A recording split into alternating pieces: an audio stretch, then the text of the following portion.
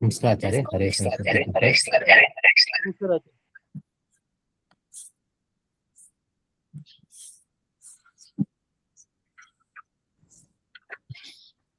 ಸುಮತಿಭಿರನುಮೇಜಂ ಶುಭ್ರಕಾಜಂ ಸಖಾಜಂ ಸುಖಮಜಮನಪಾಜಂ ಮುಕ್ತಿಪಾಜಂ ವಿಭಾಜಂ ನೃಹಜಮಹಮಮೇಜಂ ಧ್ಯೇಜಮಾಮ್ನಾಜಗೇಜಂ ಸದಜಮಸದಜೇಜಂ ಶ್ರೀಸಹಾಯಂ ಭಜೇಜಂ ಅಂಜನಾಸುನು ಸಾನ್ನಿಧ್ಯಾದ್ ವಿಜಯೇನ ವಿರಾಜಿತಂ ಅಜಿತಪ್ರೀತಿಜನಕಂ ಭಜೇಹಂ ವಿಜಯಧ್ವಜಂ ತಪಸ್ವಾಧ್ಯಾಯ ಶುಶ್ರೂಷಾ ಕೃಷ್ಣಪೂಜಾರತಂ ಮುನಿಂ ವಿಶ್ವೇಶಮಿಷ್ಟದಂ ವಂದೇ ಪರಿವ್ರಾಟ್ ಚಕ್ರವರ್ತಿನಂ ಶ್ರೀ ಗುರುಭ್ಯೋ ನಮಃ. ಹರಿ ಓಂ.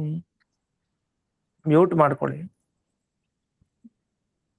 ಜನ್ಮಾದ್ಯಸ್ಯ ಯತೋನ್ವಜಾದಿತರತಶ್ಚಾರ್ಥೇಷ್ವಭಿಘ್ನಸ್ವರಾಟ್ ತೇನೇ ಬ್ರಹ್ಮ ಹೃದಾಯ ಆದಿಕವಯೇ ಮುಖ್ಯಂತಿ ಜಂ ಸೂರಜಃ ತೇಜೋ ವಾರಿಮೃದಾಂ ಯಥಾ ವಿನಿಮಯೋ ಯತ್ರ ತ್ರಿಸರ್ಗೋ ಮೃಷಾ ಧಾಮ್ನಾ ಸ್ವೇನ ಸದಾ ನಿರಸ್ತಕುಹಕಂ ಸತ್ಯಂ ಪರಂ ಧೀಮಹಿ.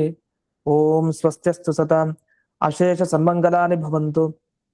ಸಮ್ಯಕ್ ಶ್ಲೋಕೈಕ ಶ್ರವಣ ಪಠನ ಮಾತ್ರೇಣ ವಕ್ತುಶ್ಚ ಶ್ರೋತॄಣಾಂ ನಿಖಿಲ ಕಲಿಕೃತ ಕಲ್ಮಷ ಅಪನೋದನ ಪಡುಕರೆ ಶ್ರೀಮದ್ಭಾಗವತೆ ಮಹಾಪುರಾಣೆ ತೃತೀಯ ಸ್ಕಂಧೆ ದಶಮಾಧ್ಯಾಯೇ ಅದ್ಯ ಕಥಾನುವಾದೇ ಸತಿ ಕಿಂಚಿತ್ ಪೂರ್ವ ಕಥಾನುವಾದಃ.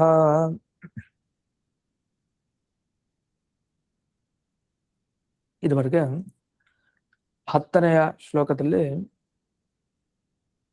ಒಬ್ಬ ಭಕ್ತ ಹೇಗಿರಬೇಕು ಅನ್ನೋದನ್ನ ವಿವರಣೆ ಮಾಡಿದ್ರು. ವಸ್ತುತಃ ಅಂದ್ರೆ ಒಂದು ಕುಲದಲ್ಲಿ ಹುಟ್ಟಿದ ಕೂಡ್ಲೆ ನಮ್ ಕುಲ ಒಳ್ಳೇದು, ಹಾಗಾಗಿ ನಾನು ಉದ್ಧಾರ ಆಗ್ಬಿಡ್ತೀನಿ, ಇಲ್ಲ, ಆ ಥರ ಖಂಡಿತ ಇಲ್ಲ. ಯಾಕೆಂದ್ರೆ ಲೌಕಿಕ ಆಸಕ್ತಿ ಇದ್ರೆ ಅವನು ಎಂಥ ಕುಲದಲ್ಲಿ ಹುಟ್ಟಿದ್ರು ಉದ್ಧಾರ ಆಗ್ಲಿಕ್ಕೆ ಕಷ್ಟ ಇದೆ. ವೈರಾಗ್ಯ ಬರ್ಲೇಬೇಕು, ಭಕ್ತಿ ಬರ್ಲೇಬೇಕು, ಯಾವ ಕುಲದಲ್ಲಿದ್ರು ಅಷ್ಟೇ. ಇದೆಲ್ಲ ಇದ್ರೆ ಮಾತ್ರ ಅವನು ಸದ್ಗತಿಯನ್ನ ಪಡಿಲಿಕ್ಕೆ ಸಾಧ್ಯ. ಅದರಿಂದ ಋಷಯೋಪಿ, ಅವನು ಜ್ಞಾನಿಗಳ ಕುಲದಲ್ಲಿ ಹುಟ್ಟಿದ್ರೂ ಅವನಿಗೆ ಇವೆಲ್ಲ ಬೇಕೇ ಬೇಕು. ಅದರಿಂದ ಅನೇಕ ಕ್ಷುದ್ರ ಕಾಮನೆಗಳನ್ನ ಇಟ್ಕೊಂಡಿದ್ರೆ, ಪ್ರತಿ ಕ್ಷಣ ಕ್ಷಣ ಅಜ್ಞಾನವನ್ನೇ ತುಂಬಿಕೊಂಡಿದ್ರೆ ಅವ್ನಿಗೆ ಯಾವಾಗ ಸದ್ಗತಿ ಆಗ್ಲಿಕ್ಕೆ ಸಾಧ್ಯ? ಯಾವ ಇಂದ್ರಿಯನೂ ಹತೋಟಿಲಿಲ್ಲ ಅಂದ್ರೆ ಅವನು ಸದ್ಗತಿಯನ್ನ ಪಡಿಲಿಕ್ಕೆ ಸಾಧ್ಯನಾ? ಇಲ್ಲ. ದೇವರ ವಿಮುಖನಾಗಿ ಸಂಸಾರದಲ್ಲಿ ಮತ್ ಬರ್ತಾ ಇರ್ತಾನೆ ಅಂತ ಅಷ್ಟೇ ಅರ್ಥ. ಅಂತ ಇಷ್ಟು ವಿಷಯ ಬಂದಿತ್ತು. ಅದರಲ್ಲಿ ಒಂದು ಶಬ್ದ ಬಂದಿದೆ, ಬೇರೆಯವರೆಲ್ಲ ಏನ್ ಅರ್ಥ ಮಾಡಿದ್ದಾರೆ ಇದಕ್ಕೆ ವಿರುದ್ಧ ಆಗ್ಬಿಡುತ್ತೆ. ನಿಶಿನಿಶ್ಚಯಾನಾಹ. ನಿಶಿನಿಶ್ಚಯಾನಾಹ ಅಂದ್ರೆ ರಾತ್ರಿ ಕಾಲದಲ್ಲಿ ಮಲಗಲ್ಲ, ಕ್ಷಣಭಂಗ ನಿದ್ರಾಹ. ಕ್ಷಣಭಂಗ ನಿದ್ರಾಹ, ಕ್ಷಣಭಗ್ನ ನಿದ್ರಾಹ, 2 ಪಾಠ. ಕ್ಷಣ ಕ್ಷಣ ನಿದ್ರೆಗೆ ಭಂಗ ಬರ್ತಾ ಇದೆ ಅಥವಾ ಕ್ಷಣ ಕ್ಷಣ ಭಗ್ನವಾದ ನಿದ್ರೆಯನ್ನ ಹೊಂದಿದ್ದಾರೆ ಅಂದ ಅರ್ಥ ನಿದ್ದೆನ ಸರಿಗ್ ಮಾಡಲ್ಲ ಅಂತ ಅರ್ಥ. ಯಾಕೆ ಬೇರೆ ಯೋಚನೆಯಲ್ಲೇ ಕಾಲವನ್ನ ಕಳೀತಾರೆ ಅಂತ ಅರ್ಥ. ಇಲ್ಲಿ ಏನ್ ವಿರುದ್ಧ ಅಂದ್ರೆ ನಿಶ್ಚಯಾನಹ ಅನ್ನೋದಕ್ಕೆ ಅವ್ರು ಏನ್ ಅರ್ಥ ಬರೀತಾರೆ ಬೇರೆಯವರು, ರಾತ್ರಿ ಚೆನ್ನಾಗಿ ನಿದ್ರೆ ಮಾಡೋರು ಅಂತ ಅರ್ಥ ಬರೀತಾರೆ. ಮತ್ ಮುಂದೆನ ಭಾಗವತಲ್ಲಿ ಹೇಳಿದ್ಯಲ್ಲ ಕ್ಷಣಭಂಗ ನಿದ್ರಾಹ, ಕ್ಷಣ ಕ್ಷಣ ನಿದ್ರಾಭಂಗ ಬರುತ್ತೆ ಅಂತ. ಇದು ಹೇಗ್ ಸರಿ? ವಿರುದ್ಧ ಆಯ್ತಲ್ಲ. ಚೆನ್ನಾಗಿ ನಿದ್ದೆ ಮಾಡೋದು, ಕ್ಷಣ ಕ್ಷಣ ನಿದ್ರೆಗೆ ಭಂಗ ಬರೋದು, ಈ 2 ವಿರುದ್ಧವಾದ ಮಾತಾಯ್ತು. ನಿಮ್ಗೆ ಸರಿಯಾಗಿ ನಿದ್ದೆ ಬರತ್ತಾ ಇಲ್ವಾ ಹೇಳಿ? ಇಲ್ಲ, ಬರೋ ಹಾಗಿರುತ್ತೆ, ಆದ್ರೆ ಸರಿಗ್ ಬರಲ್ಲ ಅಂತ ಹೀಗಾದ್ರೂ ಹೇಳ್ಬೇಕು. ಇಲ್ಲ, ಪೂರ್ಣ ಚೆನ್ನಾಗಿ ನಿದ್ದೆ ಬರುತ್ತಂತೆ, ಕ್ಷಣ ಕ್ಷಣ ನಿದ್ದೆ ಬರಲ್ವಂತೆ ಅಂತಂದ್ರೆ ತುಂಬಾ ವಿರುದ್ಧ. 2 ಸೇರಿಸ್ಕೊಂಡು ಹೇಳೋ ತರ ಹೇಳ್ಬೇಕು. ಆದ್ರೆ ಹಾಗಾಗ್ಲಿಲ್ವಲ್ಲ. ಅದ್ರ ನಿಮ್ಮ ಅರ್ಥ ಏನಾಯ್ತಂದ್ರೆ, ಮನಸ್ಸಿನಲ್ಲಿ ಆಸೆಯನ್ನ ಜಾಸ್ತಿ ತುಂಬಿಕೊಂಡಾಗ, ಮನೋರಥ ಜಾಸ್ತಿ ಇದ್ದಾಗ ಕನಸು ಸಹಜವಾಗಿ ಬರುತ್ತೆ. ಆ ಕನಸು ಸಹಜವಾಗಿ ಬಂದಾಗ ಸರಿಯಾಗಿ ಪೂರ್ತಿ ನಿದ್ರೆ ಆಯ್ತು ಅಂತಿಲ್ಲ. ಯಾಕೆ ಕನಸಲ್ಲಿ ಹೆದರಿಕೆ ಆಗ್ಬಹುದು, ಸುಖನೂ ಆಗ್ಬಹುದು. ಒಟ್ಟಿ ಕನಸು ಅನ್ನೋದು ಬಂದ್ರೆ ಅದು ಪೂರ್ಣ ನಿದ್ರೆ ಅಂತಲ್ಲ. ಕನಸು ಬರ್ಲೇ ಇಲ್ಲ ಅಂತ ಇಟ್ಕೊಡಿ, ಯಾವ ಕನಸು ಗಾಢ ನಿದ್ರೆಗೆ ಹೋಗಿದ್ದಾನೆ ಅಂತ ಅರ್ಥ, ಸರಿಯಾಗಿ ನಿದ್ರೆ ಆಗಿದೆ ಅಂತ ಅರ್ಥ. ಹೀಗೆ ಈ ತರ ಎಲ್ಲ ವಿರೋಧ ಬರೋದ್ರಿಂದ ಏನ್ ಅರ್ಥ ಹೇಳ್ಬೇಕು ಇದಕ್ಕೆ? ಅದನ್ನ ರಾತ್ರಿ ಕಾಲದಲ್ಲಿ ಚೆನ್ನಾಗಿ ನಿದ್ದೆ ಮಾಡಿದಾನೆ ಅಂತ ಅರ್ಥ ಅಲ್ಲ. ನಿಶಿ ಅನ್ನೋ ಶಬ್ದಕ್ಕೆ ಸ್ಕಂದ ಪುರಾಣದ ಪ್ರಕಾರ ಅಜ್ಞಾನಂತ ನಿಶಾ ಪ್ರೋಕ್ತ ಅಂತ ಆಚಾರ್ಯರು ತಿಳಿಸಿದಂತೆ ಅಜ್ಞಾನಕ್ಕೆ ರಾತ್ರಿ ಅಂತ ಕರೀತಾರೆ. ಅದರಿಂದ ನಿಶಾ ಅಂದ್ರೆ ಅಜ್ಞಾನ, ದಿವ ಅಂದ್ರೆ ಜ್ಞಾನ. ಹಾಗಾಗಿ ರಾತ್ರಿಯಲ್ಲಿ ನಿದ್ರೆ ಮಾಡಿದ್ದಾರೆ ಅಂತಂದ್ರೆ ಇಲ್ಲಿ ರಾತ್ರಿ ಅಂದ್ರೆ ಅಜ್ಞಾನ. ಅಜ್ಞಾನವನ್ನ ತುಂಬಾ ಅಂಟಿಸ್ಕೊಂಡಿದ್ದಾರೆ ಅಂತ ಅರ್ಥ. ಅಜ್ಞಾನವನ್ನ ಬಿಟ್ಟೇ ಇಲ್ಲ, ನಮ್ಗೆ ಅಜ್ಞಾನ ಬೇಕು ಬೇಕು ಅಂತ ಹಾಗೇ ಜೋಡಿಸ್ಕೊಂಡೇ ಬಿಟ್ಟಿದೀವಿ ಜೀವರೆಲ್ಲ. ಈ ಅಜ್ಞಾನವನ್ನು ತುಂಬಿಸ್ಕೊಂಡಿದ್ರಿಂದ ಪೂರ್ತಿ ಕ್ಷಣ ಕ್ಷಣ ನಿದ್ರೆ ಸರಿಗ್ ಬರ್ತಾ ಇಲ್ಲ. ಯಾಕೆ? ದೇವರ ಬಗ್ಗೆನ ಪೂರ್ಣ ತುಂಬಿದ್ರೆ ಮನಸ್ಸು ಆಗ ಯೋಚನೆ ಮಾಡ್ಲಿಕ್ಕೆ ಹೋಗಲ್ಲ, ವೈರಾಗ್ಯ ಭಾವದಲ್ಲಿ ಇರ್ತಾನೆ, ಚೆನ್ನಾಗಿ ನಿದ್ದೆ ಬರುತ್ತೆ. ಮತ್ತೆ ನಿದ್ರೆ ಬರ್ದೇ ಇದ್ರು ಅವ್ನಿಗೆ ಯೋಚನೆ ಇಲ್ಲ, ಯಾಕೆ ದೇವ್ರ ಧ್ಯಾನದಲ್ಲಿ ಇರ್ತಾನೆ. ಅದು ಅವನಿಗೆ ವರಾನೇ, ಅದು ನಿದ್ರೆ ಬರ್ದೇ ಇದ್ರು ಆ ತರ ಇರುತ್ತೆ. ಆದ್ರೆ ಯಾರಿಗೆ ಪೂರ್ತಿ ಲೌಕಿಕವಾಗಿಯೇ ಇರುತ್ತೆ ಜ್ಞಾನ, ಅವ್ರಿಗೆ ಅಜ್ಞಾನ ಇರುತ್ತೆ ಅಂತ ಅರ್ಥ. ಅಜ್ಞಾನ ಇರೋದ್ರಿಂದ ಏನಾಗುತ್ತೆ, ನಿದ್ರೆ ಸರಿಯಾಗಿ ಬರಲ್ಲ ಅಂತ. ಹೀಗೆ ವಿವರಣೆಯನ್ನ ಯಾರು ಕೊಡ್ತಾ ಇರೋದು? ಬ್ರಹ್ಮದೇವರು ತಾವು ಕೊಟ್ಟು ಬಿಟ್ಟಿದ್ದಾರೆ ಈ ಶ್ಲೋಕದಲ್ಲಿ, ಸ್ತೋತ್ರವನ್ನ ಮಾಡ್ತಾ ದೇವರ ಮುಂದೆ. ಇದಕ್ಕೆ ಟಿಪ್ಪಣಿಕಾರರು ಹೀಗರ್ಥ ಅಂತ ಅದನ್ನ ಬಿಡಿಸ್ತಾ ಇದ್ದಾರೆ. ಆಚಾರ್ಯರು ಅದರ ನೇರ ಅಭಿಪ್ರಾಯವನ್ನ ಹೇಳಿದ್ರು. ಇಷ್ಟಾಗಿ ಋಷಯೋಪಿ ಅಂತ ಒಂದು ಶಬ್ದ ಬಂದಿದೆ. ಋಷಿಗಳಿಗೂ ಈ ಸಮಸ್ಯೆ ಉಂಟು ಅಂತ. ಋಷಿಗಳಿಗೂ ಅಂದ್ರೆ ಆತರ ಅಲ್ಲ, ಋಷಿಗಳಿಗೆ ಯಾವ ಸಮಸ್ಯೆ ಉಂಟು? ಋಷಿಗಳು ಅಂತ ಕರೆಯೋದೇ ಯಾರನ್ನ ಅಂತಂದ್ರೆ ದರ್ಶನ ಋಷಿ ರುಚ್ಯತೆ ಅಂತ ಅದ ಋಷಿ ಅನ್ನೋ ಶಬ್ದಕ್ಕೆ ವಿವರಣೆ ಕೊಡ್ತಾರೆ. ಯಾರು ವೇದ ಮಂತ್ರಗಳನ್ನ ತಮ್ಮ ತಪಶಕ್ತಿಯಿಂದ ಕಣ್ಣು ಹಿಡ್ಕೊಂಡಿರ್ತಾರಲ್ಲ ಅವರನ್ನ ಋಷಿ ಅಂತ ಕರೀತಾರೆ. ಇದು ಎಂಥ ಅಬದ್ಧ! ಬ್ರಹ್ಮದೇವರು ಹೇಳ್ತಾ ಇದಾರೆ, ಹೇಳೋರು ಬ್ರಹ್ಮದೇವರು, ಕೇಳ್ತಾ ಇರೋದು ದೇವರು, ಆಚೆ ಈಚೆ ದೇವತೆಗಳು ಕೇಳ್ತಾರೆ. ಇಂಥ ಒಂದು ಪೆದ್ದ ಮಾತನ್ನ ಹೇಳೋದ, ಪೆದ್ದ ತರ ಮಾತು. ಏನು ಋಷಿಗಳಾದ್ರೂ ಹೀಗೆ, ಋಷಿಗಳು ಒಂದು ಹೆಸರಿಗೆ ಅರ್ಥ ಅದು. ಅಂದ್ರೆ ವೇದ ಮಂತ್ರಗಳನ್ನ ಚೆನ್ನಾಗಿ ತಮ್ಮ ತಪಶಕ್ತಿಯಿಂದ ಕಣ್ಣು ಹಿಡ್ಕೊಂಡಿರೋರು, ಅಂಥವ್ರ ಬಗ್ಗೆ ಹೀಗೆ ಬ್ರಹ್ಮದೇವ್ರು ಹೇಳಲಿಕ್ಕೆ ಆಗತ್ತಾ? ಸಾಧ್ಯನಾ? ಬ್ರಹ್ಮದೇವರು ಎಷ್ಟು ಜ್ಞಾನಿಗಳು ಅವರು. ಹಾಗಾದ್ರೆ ಈ ಮಾತನ್ನ ಹೇಳಿದ್ದಾರೆ ಅಂದ್ರೆ ಇದ್ರಲ್ಲಿ ಏನೋ ಒಂದು ಮರ್ಮ ಇದೆ, ಏನೋ ಒಂದು ಬೇರೆ ಅರ್ಥ ಇದೆ. ಯಾಕಂದ್ರೆ ವಿಶ್ವಾಮಿತ್ರರು, ವಸಿಷ್ಠರು ಇವರೆಲ್ಲ ನಿದ್ದೆ ಕೆಟ್ಟಿದ್ರಿಂದಲೇ ತಪಸ್ಸಿನ್ ಮಾಡ್ಕೊಂಡು ಮಂತ್ರಗಳನ್ನ ಕಣ್ಣು ಹಿಡ್ಕೊಂಡಿರೋದು. ಅವ್ರ ಹತ್ರ ಹೋಗ್ಬಿಟ್ಟು ನೀವು ಋಷಿಗಳಾದ್ರೂ ನೀವು ಕ್ಷಣ ಕ್ಷಣ ನಿದ್ರಾಭಂಗ ಆಗ್ಬಿಡಿದೆ, ನೀವು ಅಜ್ಞಾನದಲ್ಲಿ ಮುಳುಗಿದ್ದೀರಿ ಅಂದ್ರೆ ಅವ್ರಿಗೆ ಹೇಳಿದ್ರೆ ಅಷ್ಟೇ, ನಮಗ ಅಜ್ಞಾನ ಬರುತ್ತೆ. ಹಾಗಾಗಿ ಋಷಿಗಳಿಗೂ ಹೀಗಿದೆ ಅಂದ್ರೆ ಅಭಿಪ್ರಾಯ ಏನು? ಋಷಿಗಳ ಬಗ್ಗೆ ಹೇಳ್ತಾ ಇಲ್ವಂತೆ, ಆ ಋಷಿಗಳ ವಂಶದಲ್ಲಿ ಬರೋರು ಅಂತ ಅರ್ಥ. ಈಗ ಅದನ್ನೇ ಹೇಳಿತು, ಈಗ ವಿಶ್ವಾಮಿತ್ರ ಗೋತ್ರದಲ್ಲಿ ಬಂದವರು ಇರ್ತಾರೆ ಈ ಕಾಲದವರು. ವಿಶ್ವಾಮಿತ್ರ ಋಷಿಗಳ ಪರಂಪರೆ ಏನೋ, ಅವರ ಶಿಷ್ಯ ಪರಂಪರೆ ಏನೋ ಅದು ದೊಡ್ಡದು. ಅದ್ರಲ್ಲೇ ಹೇಗೋ ಒಂದು ನಾವು ಬಂದಿರ್ತೀವಿ ಯಾವ್ದಾದ್ರು. ಅವ್ರಿಗೂ ನಮಗೂ ಎಷ್ಟು ವ್ಯತ್ಯಾಸ ಇರುತ್ತೆ. ನಮ್ಮ ನೋಡ್ಬಿಟ್ಟು ಅವ್ರು ಗಾಬರಿ ಆಗ್ಬಿಡುತ್ತೆ. ವಿಶ್ವಾಮಿತ್ರ ನಿಜವಾದ ಮೂಲ ಋಷಿಗಳಿಗೆ, ಅವರ ಶಿಷ್ಯರಿಗೆ ಗಾಬರಿ ಆಗ್ಬಿಡುತ್ತೆ. ಆದ್ರೆ ಏನಾಯ್ತು, ಹಾಗಾದ್ರೆ ಋಷಿಗಳ ವಂಶದಲ್ಲಿ ಯಾರು ಬರ್ತಾರೆ ಅವರ ಬಗ್ಗೆಯಲ್ಲಿ ಋಷಯೋಪಿ ಅನ್ನೋ ಶಬ್ದ ಹೇಳ್ತಾ ಇರೋದು. ಇದು ಹಿಂದೆ ಸುಧಾ ಪಾಠದಲ್ಲೂ ಬಂದಿತ್ತು. ಜೈನಾನಾಮ್ ಅಂತ ಬರುತ್ತೆ. ಜೈನ ಅಂತ ಒಂದು ಶಬ್ದ ಬಳಸ್ತಾರೆ, ಯಾರು ಸುಧಾದಲ್ಲಿ ಜೈನ ಅಂತ ಬಳಸಿದ್ದಾರೆ.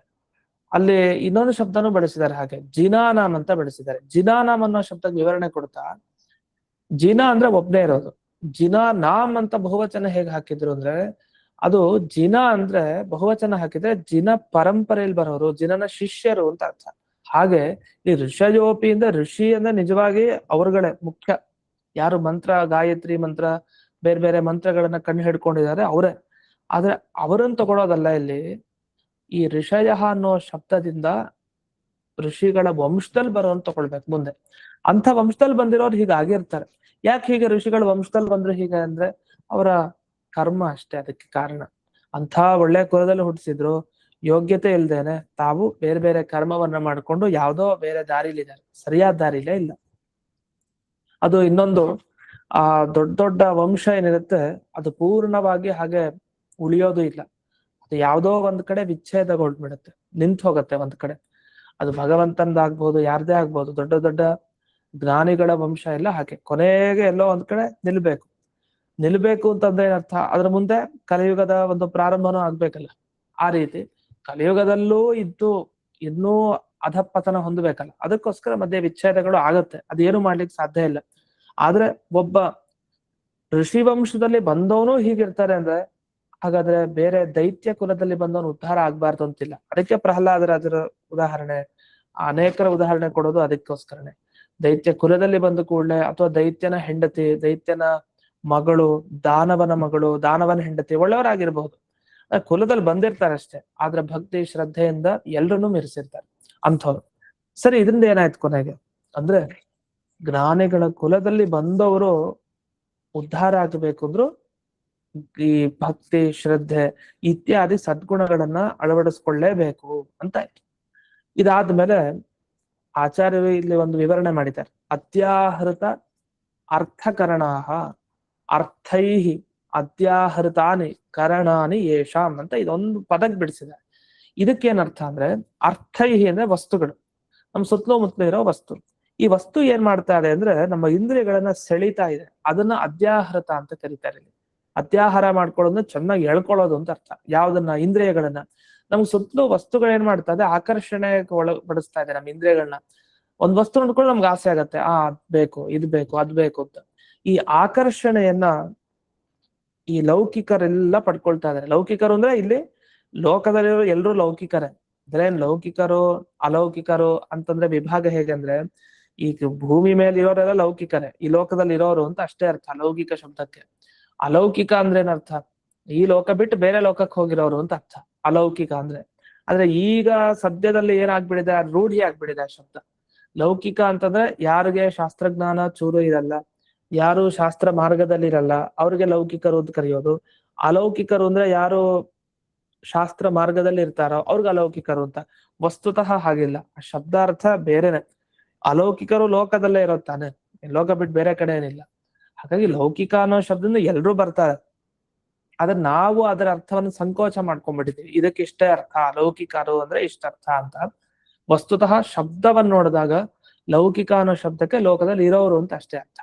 ಅಲೌಕಿಕ ಅಂದ್ರೆ ಈ ಲೋಕ ಅಲ್ಲ, ಅಧ್ಯಾತ್ಮ ಲೋಕ ಅಂದ್ರೆ ಬೇರೆ ಲೋಕದಲ್ಲಿರೋರು ಅಂತ ಅರ್ಥ. ಈ ರೀತಿ ಇಲ್ಲಿ ಆ ವಿಷಯವನ್ನ ಹೇಳ್ತಾರೆ. ಯಾರು ಈ ವಿಷಯಗಳ ಮುಖವಾಗಿ ಯಾರು ಆಕರ್ಷಣೆಗೊಳಗಾಗಿದ್ದಾರೆ ಅಂಥವ್ರು ತಾವು ಎಂಥ ಕುಲದಲ್ಲಿ ಹುಟ್ಟಿದ್ರು ಸಾಧ್ಯ ಇಲ್ಲ ಸಾಧನೆ ಮಾಡ್ಲಿಕ್ಕೆ, ಎಚ್ಚರ ಎಲ್ಲಿ ಅಂತ. ಇಷ್ಟು ಬ್ರಹ್ಮದೇವರು ತಾವು ಹೊರಟಿದ್ದು ಸ್ತೋತ್ರ ಮಾಡ್ಲಿಕ್ಕೆ ದೇವರನ್ನ ಸ್ತೋತ್ರ ಮಾಡ್ತಾ ಮಾಡ್ತಾ ಎಲ್ಲ ಪ್ರಜೆಗಳಿಗೆ ಸಂದೇಶ ಕೊಡ್ತಾ ಇದ್ದಾರೆ.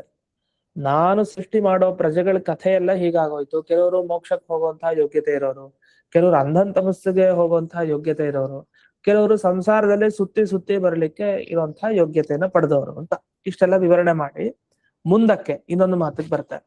ಈಗ ದೇವರನ್ನ ಒಬ್ಬ ಭಕ್ತ ತಾನು ಒಲಿಸ್ಕೊಳ್ಬೇಕು, ಅದಕ್ಕೆ ಏನ್ ಮಾಡ್ಬೇಕು? ಸಜ್ಜನರ ಸಹವಾಸ ಆಗ್ಬೇಕು ಅಂತ ಬಂತು. ಸರಿ, ಸಜ್ಜನರ ಸಹವಾಸ ಆದ್ರೆ ಹಾಗಾದ್ರೆ ಅವನಿಗೆ ದೇವರು ಒಲಿತಾನೆ ಅಂತ ಆಯ್ತು. ಯಾಕೆ? ಸದ್ಗುರುಗಳ ಹತ್ರ ಹೋಗಿ, ಅಂದ್ರೆ ಒಳ್ಳೆ ಗುರುಗಳು ಸಿಕ್ಕಿದಾಗ ಅವರು ಸಚ್ಚಾಸ್ತ್ರ ಶ್ರವಣ ಮಾಡಿ ವೈರಾಗ್ಯ ಎಲ್ಲ ಸಂಪಾದನೆ ಮಾಡ್ಕೊಳ್ಬೇಕು ಅಂತ ವಿಷಯ ಬಂತು. ಅಲ್ಲಿ ಕೆಲವು ಪ್ರಶ್ನೆಗಳನ್ನ ಮಾಡ್ತಾರೆ. ಅಂದ್ರೆ ಮುಂದಿನ ಶ್ಲೋಕದಲ್ಲಿ 11ನೇ ಶ್ಲೋಕ 2 ಶ್ಲೋಕ ಸೇರಿಸಿ ವಿವರಣೆ ಮಾಡ್ಕೊಳ್ಬೇಕು. ಯಾಕಂದ್ರೆ ಈಗ ಹೇಳೋ ವಿಷಯ ಎರಡಕ್ಕೂ ಸಂಬಂಧಪಟ್ಟಿರೋದು.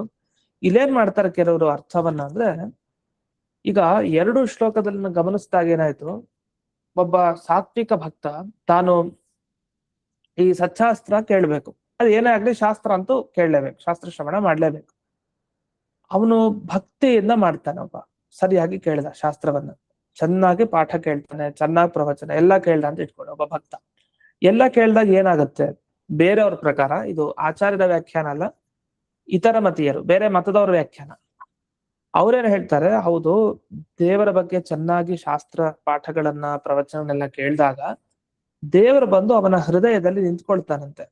ಯಾರೋ ಚೆನ್ನಾಗಿ ಪಾಠ ಕೇಳ್ತಾರ ಅವ್ರಿಗೆ. ಇನ್ನು ಕೆಲವರು ಶಾಸ್ತ್ರ ಪಾಠ ಏನ್ ಕೇಳಲ್ವತ್ತೆ, ಪ್ರವಚನನೂ ಹಾಗೇನ್ ಕೇಳಲ್ಲ, ಆದ್ರೆ ದೇವರ ಮೇಲೆ ಭಕ್ತಿ ಶ್ರದ್ಧೆ ಎಲ್ಲ ಇರುತ್ತೆ. ಪಾಠ ಕೇಳಲ್ಲ ಅನ್ನೋದ್ ಬಿಟ್ರೆ ಭಕ್ತಿ ಶ್ರದ್ಧೆ ಎಲ್ಲ ಇರುತ್ತೆ, ಇಲ್ಲ ಅಂತ ಏನಿಲ್ಲ, ಅದೇ ನಾಸ್ತಿಕರಾಗಿರಲ್ಲ. ಅಂಥವ್ರಿಗೇನು, ಅಂಥವ್ರಿಗೆ ಮನಸ್ಸಿಗೆ ಏನ್ ಬರುತ್ತೋ ಹಾಗೆ ದೇವರ ರೂಪವನ್ನ ಧ್ಯಾನ ಮಾಡ್ತಾರೆ. ಸುಮ್ಮನೆ ಕಣ್ಣು ಮುಚ್ತಾರೆ, ಏನ್ ಅನ್ಸತ್ತೋ ಹಾಗೆ ಮಾಡ್ತಾ ಇರ್ತಾರೆ ಧ್ಯಾನ ಅವರು ದೇವ್ರ ಬಗ್ಗೆ. ಈಗ ಇವ್ರಿಗೂ ದೇವ್ರು ಒಲಿತಾನ, ಅವ್ರಿಗೂ ಒಲಿತಾನ. ಶಾಸ್ತ್ರ ಶ್ರವಣ ಮಾಡದವನ್ಗೆ ಒಲಿತಾನ, ಅಥವಾ ಶಾಸ್ತ್ರ ಎಲ್ಲ ಬಿಟ್ಟು ಅವ್ನ್ಗೆ ಏನನ್ಸತ್ತೋ ದೇವ ಭಕ್ತ ಅವನು ಯಾವ ರೀತಿ ಅವನು ಧ್ಯಾನ ಮಾಡ್ತಾನೋ ಅಂಥವನಿಗೆ ಭಗವಂತ ಒಲಿತಾನ. ಅದಕ್ಕೆ ಬೇರೆ ವ್ಯಾಖ್ಯಾನಕಾರರು ಏನು ಉತ್ತರ ಕೊಟ್ರು ಅಂದ್ರೆ, ಇಲ್ಲ, ಯಾರಿಗೆ ದೇವ್ರ ಮೇಲೆ ಭಕ್ತಿ ಇದೆಯೋ ಅವ್ನ್ ಶಾಸ್ತ್ರವನ್ನ ಕೇಳಲಿ, ಅವ್ನ್ ಕೇಳದೆ ಇರ್ಲಿ, ಅವನ್ ಯಾವ ರೂಪವನ್ನ ಧ್ಯಾನ ಮಾಡ್ತಾನೋ ಆ ರೂಪ ಅವನ ಕಣ್ ಮುಂದೆ ಬರುತ್ತೆ. ದೇವ್ರ ಹಾಗೆ ನಿಜವಾಗಿ ಅವನಿಗೆ ಸಾಕ್ಷಾತ್ಕಾರವನ್ನ ಕೊಟ್ಬಿಡ್ತಾನೆ ಅಂತ ಬರೆದ್ರ ಅರ್ಥ. ಆದ್ರೆ ಸರಿನಾ? ಖಂಡಿತ ಸರಿ ಇಲ್ಲ. ಏನಾರ ಒಂದು ಕಾರಣನಾರು ಹೇಳ್ಬೇಕಾಗಿತ್ತು. ಅವ್ರು ಜನ್ಮಾಂತರದಲ್ಲಿ ತುಂಬಾ ಸಾಧನೆ ಮಾಡಿದ್ದ, ಎಲ್ಲ ಆಗೋಗಿತ್ತು. ಈ ಜನ್ಮದಲ್ಲಿ ಏನು ಓದೋ ಅವಶ್ಯಕತೆ ಇರ್ಲಿಲ್ಲ. ಒಂದಿಷ್ಟು ಕಾಲ ಕಳಿಬೇಕಾಗಿತ್ತು ಅಷ್ಟೇ. ಕರ್ಮಕ್ಕನುಗುಣವಾಗಿ ಕಳೆದ ದೇವ್ರ ದರ್ಶನ ಆಗುತ್ತೆ. ಇದು ಸರಿ ಉತ್ತರ. ಇದ್ರ ಬಗ್ಗೆ ಉಲ್ಲೇಖನೂ ಇದೆ ನಮ್ಗೆ. ಜಡಭರತರದಾಗ್ಲಿ ಮತ್ತೆ ಧ್ರುವ ಮಹಾರಾಜಂದಾಗ್ಲಿ ಅನೇಕರ ಉಲ್ಲೇಖ ಆಗಿದೆ. ಅವ್ರ ಸಾಧನೆ ಎಲ್ಲ ಆಗೋಗಿರುತ್ತೆ ಹಿಂದಕ್ಕೆ. ಈ ಜನ್ಮದಲ್ಲಿ ಬಂದು ಸಾಧನೆ ಮಾಡೋದೇನು ಇರಲ್ಲ. ಎಲ್ಲ ಆಗದ್ಮೇಲೆ ಅವ್ರಿಗೆ ಒಂದಿಷ್ಟು ತಿಂಗಳುಗಳಲ್ಲಿ, ಒಂದಿಷ್ಟು ದಿವಸಗಳಲ್ಲೇ, ಒಂದಿಷ್ಟು ವರ್ಷಗಳಲ್ಲೇ ಸುಮ್ಮನೆ ಹಾಗೆ ವೈರಾಗ್ಯದಿಂದ ಓಡಾಡ್ತಾ ಇರ್ತಾರೆ. ಅವ್ರು ದೇವ್ರು ಒಲ್ದು ಬಿಡ್ತಾನೆ. ಯಾಕೆ? ಹಿಂದಿನ ಜನ್ಮದಲ್ಲೆಲ್ಲ ಸಾಧನೆ ಮುಗಿದು ಹೋಗ್ಬಿಟ್ಟಿದೆ. ಇದು ಸರಿ ಇದೆ ಉತ್ತರ. ಈ ಉತ್ತರ ಕೊಡ್ಲಿಲ್ಲ ಇವರು. ಇವರು ಅದಕ್ಕೆ ಮಾಡಿದ್ರು, ಶ್ರವಣ ಮಾಡದೇ ಇದ್ರು ದೇವ್ರ ರೂಪ ಕಾಣತ್ತ ಅವನಿಗೆ, ಮಾಡಿದ್ರು ಕಾಣದ್. ಮತ್ ಮಾಡೋರ್ಗು ಮಾಡದೇ ಇರೋ ವ್ಯತ್ಯಾಸ ಏನು? ಅದಕ್ಕೆ ಈ ವ್ಯಾಖ್ಯಾನಗಳಲ್ಲಿ ಉತ್ತರ ಇಲ್ಲ. ಅಷ್ಟೇ ಅಲ್ಲದೆ ಇವ್ರು ಹೇಳೋದೇನಂದ್ರೆ, ಒಬ್ಬ ಭಕ್ತ ಇನ್ನೊಬ್ಬ ಹೇಳೋದು ವ್ಯಾಖ್ಯಾನಕಾರ, ಈಗ ಯಾವ ರೀತಿ ನನಗೆ ಶರೀರ ಬೇಕು ಅಂತ ಧ್ಯಾನ ಮಾಡ್ತಾನೋ ಅಂಥ ಶರೀರವನ್ನ ದೇವ್ರು ಕೊಡ್ತಾನೆ. ಅಂದ್ರೆ ಈಗ ನನಗೆ ಅಗ್ನಿದೇವ್ರ ತರ ಶರೀರ ಬೇಕು, ತೇಜಸ್ಸಿನ ಶರೀರ, ಬೆಂಕಿ ಶರೀರ, ಇನ್ನೊಂದು ನೀರಿನ ಶರೀರ, ವರುಣ ಶರೀರ ಅಂತ ಕರೀತಾರೆ. ಇದು ಪಾರ್ಥಿವ ಶರೀರ, ಪೃಥ್ವಿನೇ ಮುಖ್ಯವಾಗಿ ಇರುವಂತಹ ಶರೀರ. ಈ ತರ ನೀರಿಂದೇ ಶರೀರ, ಬೆಂಕಿದ್ದೇ ಶರೀರ, ವಾಯು ಗಾಳಿಯ ಶರೀರ ಅಂದ್ರೆ ಕಾಣಿಸ್ಬಾರ್ದು ಆ ತರದೊಂದು ಶರೀರ. ಹೀಗೆ ಒಂದೊಂದು ಶರೀರ ಬೇಕು ಅಂತ ಒಬ್ಬ ಭಕ್ತ ದೇವರ ಹತ್ರ ಧ್ಯಾನ ಮಾಡ್ತಾನೆ. ಮಾಡಿದಾಗ ದೇವರು ಅವನಿಗೆ ಯಾವ ತರ ದೇಹ ಬೇಕೋ ಆ ತರ ದೇಹ ಕೊಡ್ತಾನಂತೆ. ಇದು ಈ ಭಾಗವತ ಪದ್ಯಕ್ಕರ್ಥ ಅಂತ ಇವರು ಹೇಳ್ತಾರೆ. ಅಷ್ಟೇ ಅಲ್ಲ, ಒಬ್ಬ ಭಕ್ತ ಅನ್ಕೊಳ್ತಾನಂತೆ, ಅಲ್ಲ ನನಗೆ ಈ ತರದ ಜಡದೇಹ ಇದೆ, ದೇವ್ರೆ ನಿನಗೂ ಜಡದೇಹ ಇರ್ಲಿ, ನಾನು ಹಾಗೆ ಬಯಸ್ತೇನೆ, ನೀನು ಜಡದೇಹ ಹಾಕೊಂಡ್ ಬಾ ಅಂತ ಹೇಳಿ ಈ ಒಬ್ಬ ಭಕ್ತ ಧ್ಯಾನ ಮಾಡ್ತಾರೆ. ಆ ಭಕ್ತನ ಅಭೀಷ್ಟ ಪೂರಣೆ ಮಾಡ್ಲಿಕ್ಕೆ ದೇವರು ಜಡದೇಹವನ್ನು ಹಾಕೊಂಡ್ ಬರ್ತಾನಂತೆ. ಈ ತರ ಅರ್ಥವನ್ನು ಹೇಳ್ತಾರೆ. ಅದು ವಸ್ತುತಃ ಇದು ಸರಿನಾ? ದೇವರಿಗೆ ಜಡದೇಹ ಅಂತ ಯಾವತ್ತೂ ಇಲ್ಲ. ನಾಟಕಕ್ಕೂ ಹಾಕೊಡಲ್ಲ ಆ ತರ ಜಡದೇಹ. ಅವನು ಏನೇನ್ ಅವತಾರವನ್ನ ಎತ್ತಿ ಭೂಮಿಗೆ ಬಂದಿದ್ದಾನೆ ಎಲ್ಲ ತನ್ನ ನಿಜವಾದ ದೇಹದಿಂದಲೇ ಬಂದಿದ್ದಾನೆ. ಕಾಣೋರ್ಗೆ ಅದು ಬೇರೆ ರೀತಿ ಅಷ್ಟೇ.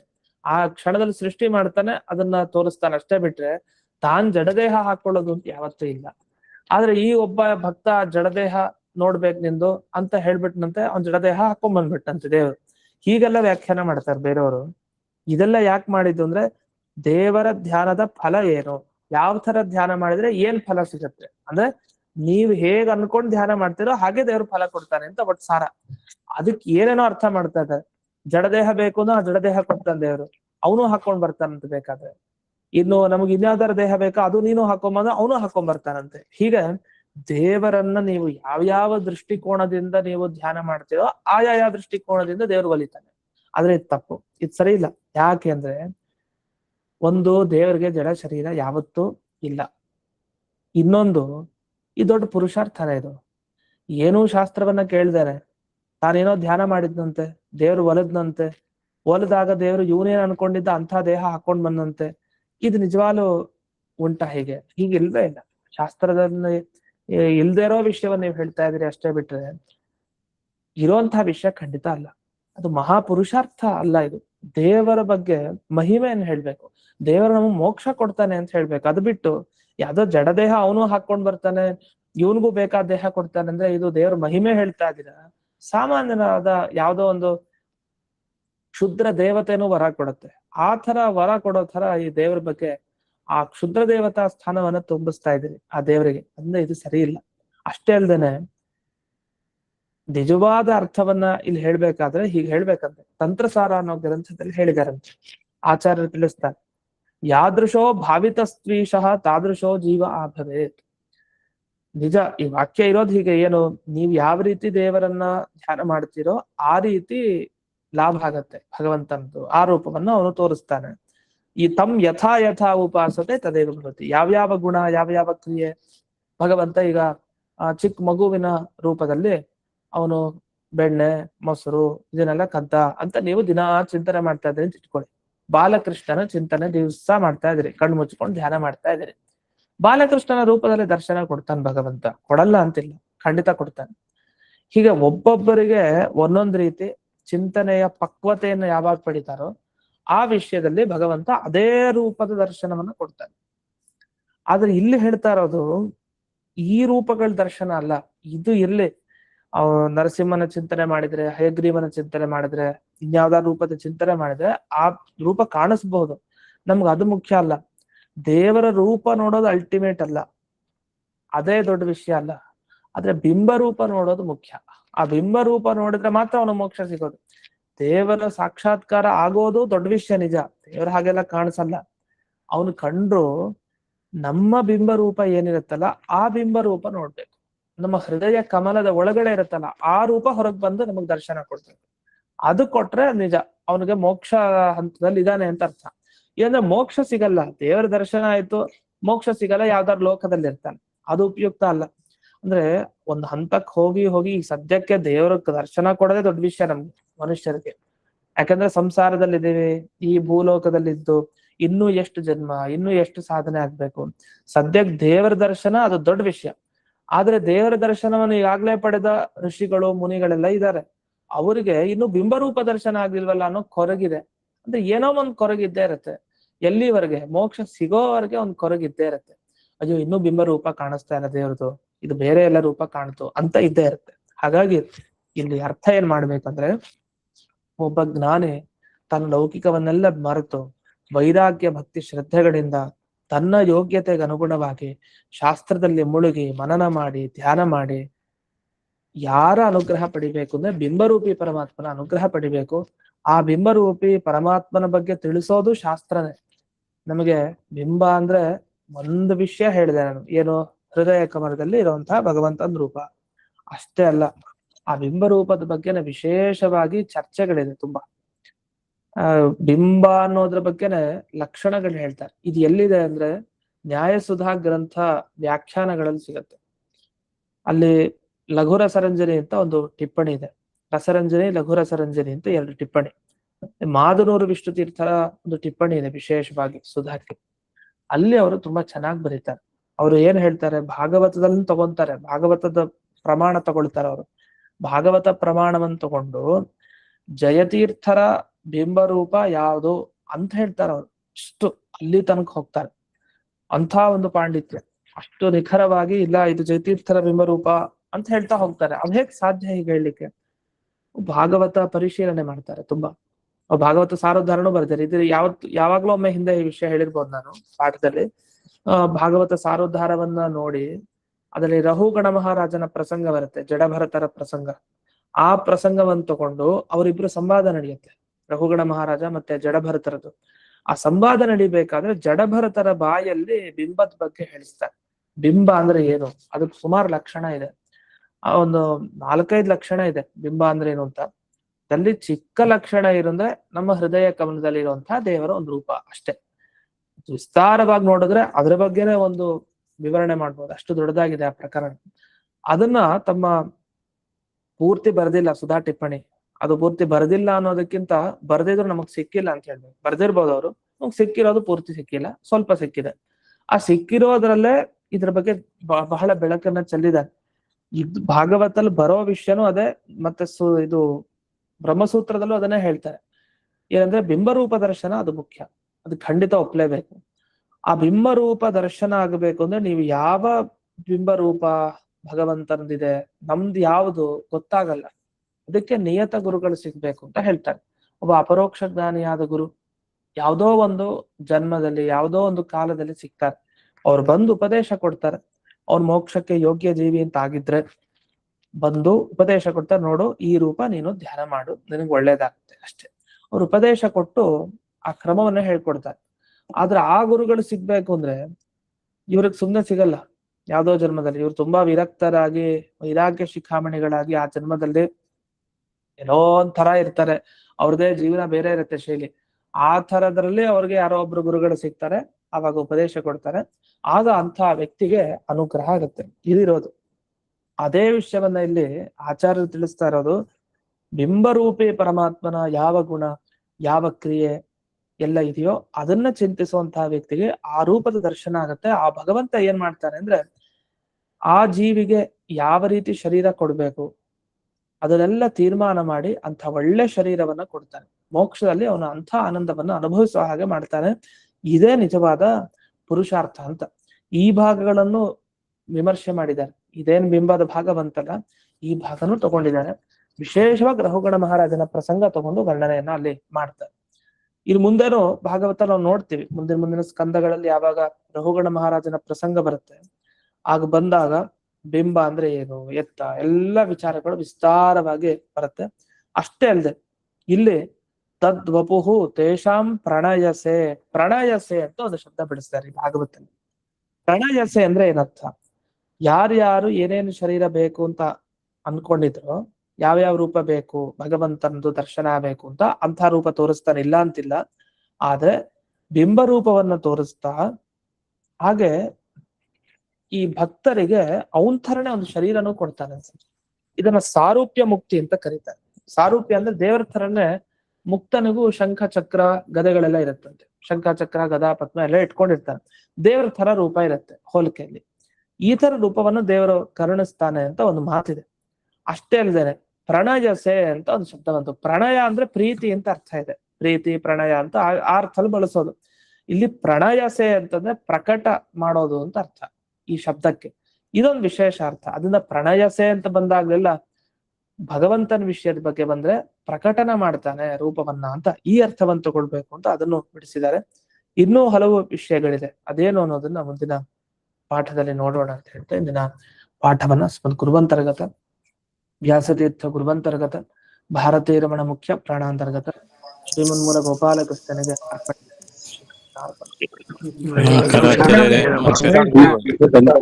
ನಮಸ್ಕಾರ ಗುರುಗಳೇ. ಧನ್ಯವಾದ ಗುರುಗಳೇ.